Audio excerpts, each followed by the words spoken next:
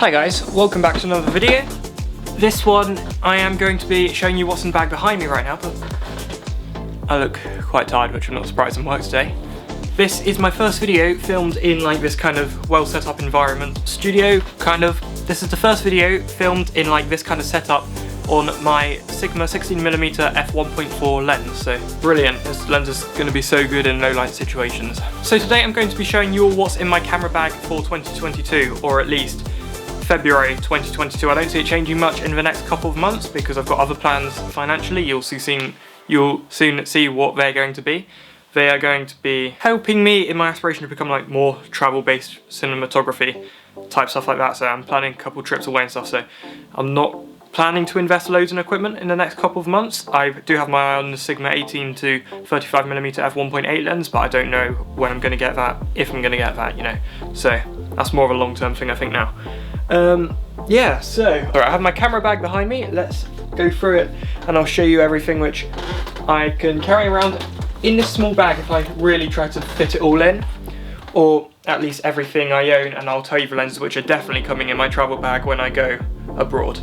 So starting off outside of the camera bag, actually, I'll shoot some B-roll on the other camera to show you what I am currently filming on right now. I am currently shooting on the Canon M50, EOS M50. Goes without saying that I'm using Sigma 16mm f1.4, as I have already said. Brilliant lens for vlogging and, well, for videos in general. I absolutely love this lens. It was a really good decision to buy that. Also with this Comica microphone on the top. Canon EOS M50, Sigma 16mm f1.4 and Comica microphone. And then the other camera which I just shot that B-roll on is the Canon EOS 200D. This little entry-level DSLR here, which was my camera for everything up until about a month ago.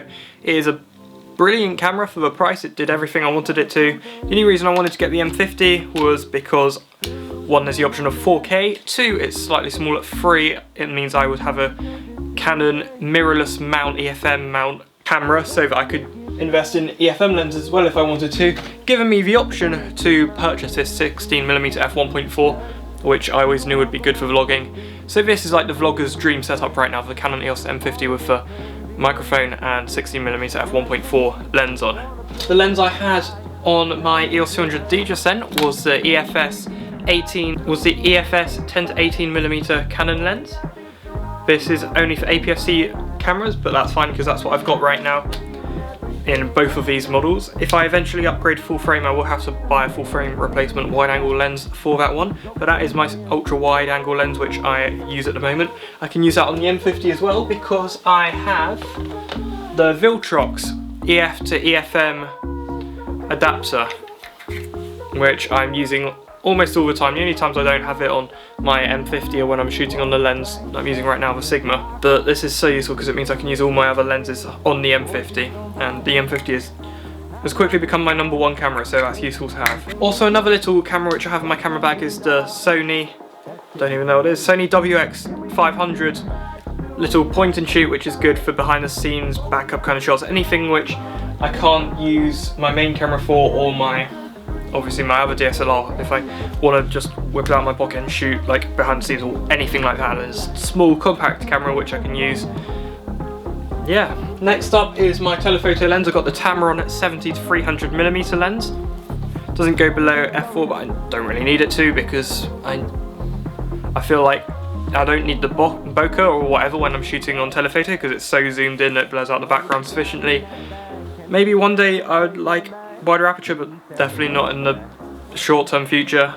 And yeah, it does everything I need it to. Picked it up for only £50 in London. Why not? I don't use it very often. It's not like telephoto lenses aren't something I'm going to be spending a lot of money on because it's not something I do very much. You already know that, probably having seen my work. But it's always good to have a telephoto lens if I want to do any kind of street photography or any kind of shot which needs a lot of compression in the shot, for example.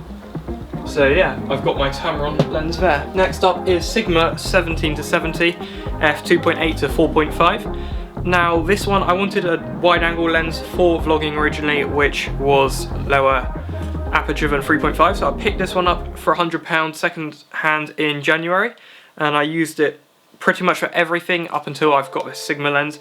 The Sigma lens is going to probably replace what I originally bought this for, which is the wide angle, wide aperture. However, this is still better than the kit lens, so undecided whether to keep this and sell it or sell the kit lens or what. I feel like I should keep the kit lens, but then if I need 100 quid I could sell this. I'm not entirely sure what I'm going to do, but it's 1770, so it has got better range of like zoom, better focal length, that's what it is, range than the kit lens, and obviously of course it's wide aperture at the bottom at f2.8, so it does have those benefits over the kit lens, but at the moment it's not really serving me for much other than being another kit lens in my bag, which I am not using that much, I'm not gonna lie. Next up is the Canon 50mm f1.8. This one's brilliant for portrait shots and stuff like that.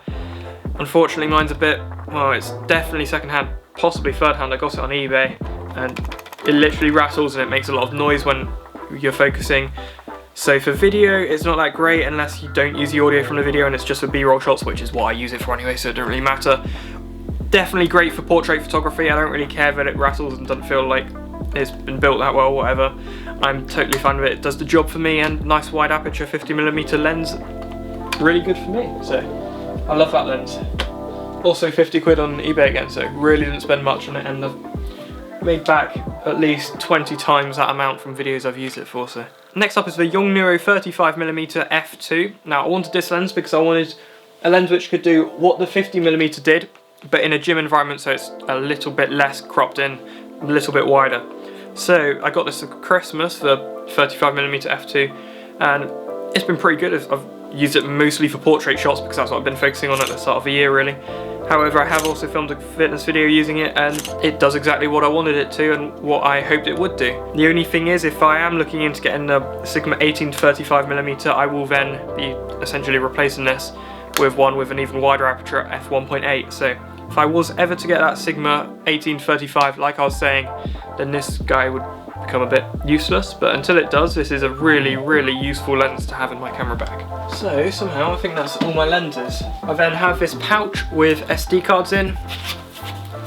Really simple, just store all my SD cards in there, so when I'm traveling I can switch between them. I also have a load of batteries. There's the first one I picked up. I've got, I think, 6 or so batteries for the EOS 200D, and I've got 3 batteries for the M50. I want to pick more up for the M50 before I go travelling, preferably, because I'm going to be using it all the time and I'd rather have more than 3 full charged batteries at a time, just in case. Got a little power bank, which I keep in this bag. I then have another bigger power bank, which I'll have in my main bag, and another backup power bank if I need it, which I can take around with me as well. I have this little guy, which is a remote trigger for the Neuro Vision 4 flash strobe light, which I use for flash photography, so that will go on top of the cameras if I'm doing flash photography. Spare lens caps, etc. Lens strap, which I don't use because when I'm using a gimbal I can't use a camera strap, otherwise obviously it gets all tangled and stuff, and that's really not useful when I'm using a gimbal. The gimbal obviously isn't in this video because it doesn't fit in this camera bag, I have to carry that separately, but I also do have a gimbal, and obviously the Neuro Vision 4 strobe flash gun thingy, like I have already said. Oh, and also this battery grip for the bottom of the EOS 200D. This is where the EOS 200D is better for me than the M50, because I can put a battery grip on the bottom, which means I get 2 batteries in the camera at the same time, and I don't have to think about constantly switching them when traveling, etc. So double the battery time between switching stuff over, less hassle, etc. Not essential, but was a cool addition which I had on the EOS 200D, which I don't have on the M50. And they don't even do one on the, well, they don't do one for either of these cameras. This is an off-brand one for the 200D from Amazon for £35. I'm sure I could find an off-brand one for the EOS M50, but from what I've tried so far, it seems as though they're even rarer than the EOS 200D, so I have to do some digging around if I want that. And I don't think it's essential, so I'm probably not going to invest in it.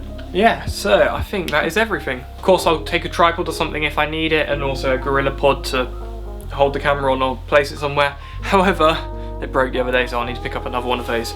So yeah, that is everything that is in my camera bag. If you enjoyed this video, then smash a like. If you want to see more like this, subscribe, turn notifications on so you don't miss when I upload in the future. Thank you so much for watching, and I'll see you in the next video. Goodbye.